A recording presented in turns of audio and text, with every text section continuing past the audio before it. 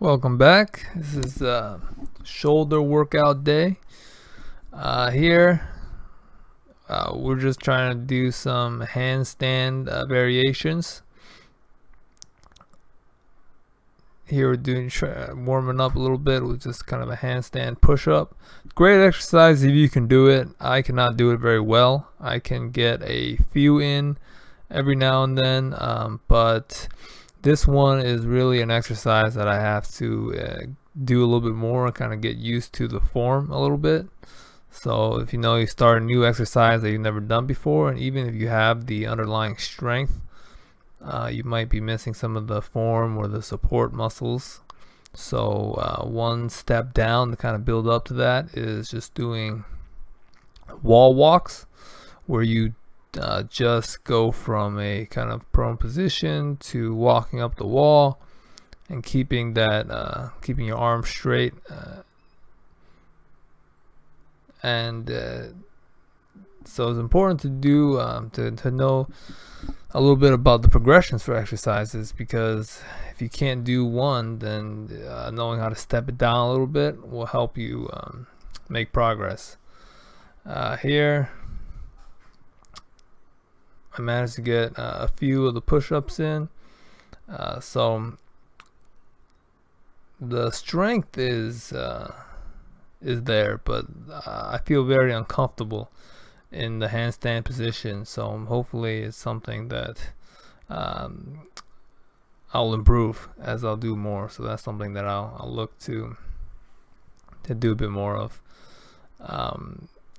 But after doing the wall walks and handstands, you can come down here if you're not used to that position, to just do a elevated kind of pike push-up.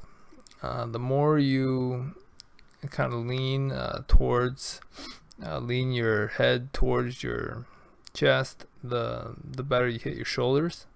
So you see me just kind of stepping down through the exercises, going from elevated position to then just going down to the floor will make it a little bit easier. So I usually do about 3 sets of each exercise. But after that, it's important to also hit the rear and side delts for your shoulders. All those handstand exercises, and then even the elevated and the floor pike push-ups, really stress the front delt, which is commonly the most overdeveloped portion of the shoulder for most people. It's important to do some focus some work on the rear delts as well. So here, by kind of hinging at the hip and bending over, and creating that horizontal angle between the floor and my upper body, it lets me put a little bit more focus on the rear delts with this exercise. So here we just go straight in from the rear delts to kind of the side raise, and we just use the bands of resistance to kind of pull up and out to the side. See my arm bending a little bit at the elbows. It can help a little bit, but try not to bend them too much. As I'm watching here, it looks like it might be a bit too much. But so try to find that sweet spot with the resistance band to kind of maximize the best resistance as you get to the upper part of the movement. So here we go from a rear delt to a side delt, and we just since we're going from left to right, we can basically take no rest time in order to get the most out of this workout, especially since it's a relatively low resistance workout.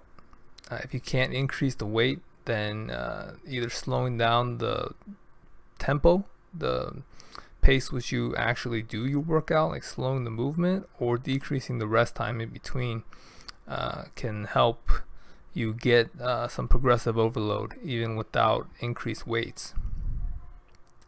But the face pull is an excellent exercise. You want to keep your arms out up, and extending upwards makes it a little bit more difficult. So that series is composed of 1 set, and I do 3 of those. And this is just working on the scapular depression strength. So what I'm doing here is I'm just pushing through the ground on my arms and kind of depressing my shoulder blades to try and get my butt off the floor.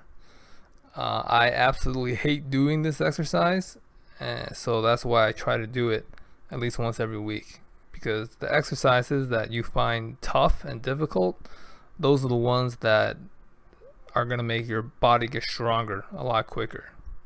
So as you get used to exercises and they get easier, look to increase the difficulty or change up the exercise completely with body weight variations. And here you see me take a quick break there, and then I just kind of go right back into it. I think I go for about a minute total. You can try to keep your legs straight as much as you can, but this one is tough for me. I mean, it looks easy, but if you give it a try, I think you'll see that it's very, very difficult. At least I find it very, very difficult. But we go straight from that to the standard core workout. Remember to keep your legs as straight as you can. See how straight that stripe is, relatively. And you want to lengthen and contract with your core. It's really important to incorporate a workout that to your core, like any other muscle group. And here I'm doing some overhead tricep extensions. I'm filming this on my phone, so I probably wasn't planning on doing it. I just kind of did it on a whim, so I apologize for the framing. But we go from there to finish up triceps to do the lateral side raises with the dumbbell. You can do it without a weight, or you can just do the lowering portion if you're not quite there. Just focus on doing what you can and what works best for you. Don't try to copy anybody's workout.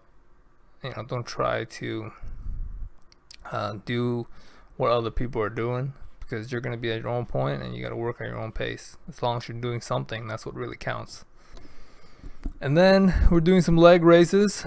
As always, remember to try and keep your lower back flat to the mat.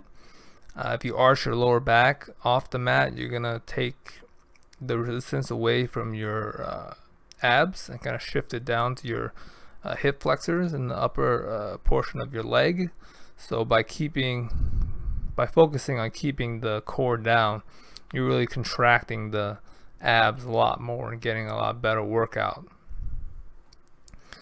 And if you keep your legs straight, it's going to be more difficult. So if you find this to be a little bit more difficult, one way you can make it easier is to just tuck your legs in and bend at the knees, and just do what you can.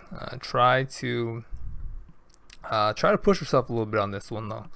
I think you'll find that you can do it for a little bit longer and a little bit more difficult than you'd think if you just kind of gave up when it started hurting. If you really push yourself, I think you can get an easy 5-10 seconds out of the exercise, more than you thought. So here I changed from the flutter kick I did before to kind of a figure 8.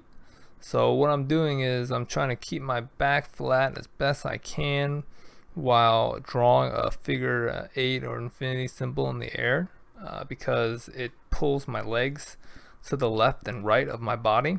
So rather than just focusing on the up-down motion of the flutter kicks or the leg raises I've done before, this just incorporates a little bit of a twisting motion and a little bit more full ab workout, because you're kind of going out to the sides and you need to maintain that stability. But Here I'm going for a minute, so I take a quick break there, but I kind of keep going to finish it up. But that's the workout today.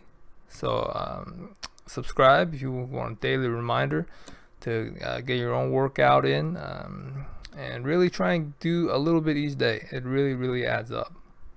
So thanks everybody.